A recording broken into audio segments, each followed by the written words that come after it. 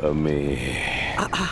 अब्बास, तुम यहाँ क्या कर रहे हो? अम्मी, हमारा बात करना जरूरी है। मैं घर पर आपका इंतजार नहीं कर सका। हमारे लिए बाहर बात करना ही बेहतर है। मैं भी जानना चाहती हूँ क्या हो रहा है। चलो ठीक है, चलते हैं कहीं और। चलो चलो ठीक है, जल्दी आ जाए चलो। अम्मी। आजा आजा बेटा। अम्मी,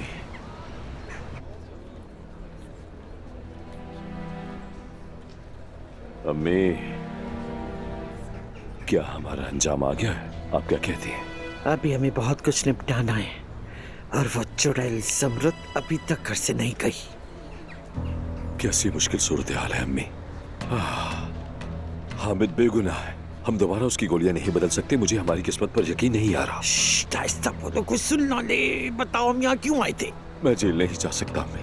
अगर मुझे वहां बंद कर दिया गया तो मैं मर जाऊंगा। बहुत बेचैन हूं मैं। फिक्र मत करो बेटा, हम संभाल लेंगे सब। ये भी गुजर जाएगा, हमने पहले भी किया है। डरो मत। लेकिन अम्मी, मैं वाकई डरा हुआ हूँ। मेरे बच्चे, अम्मी,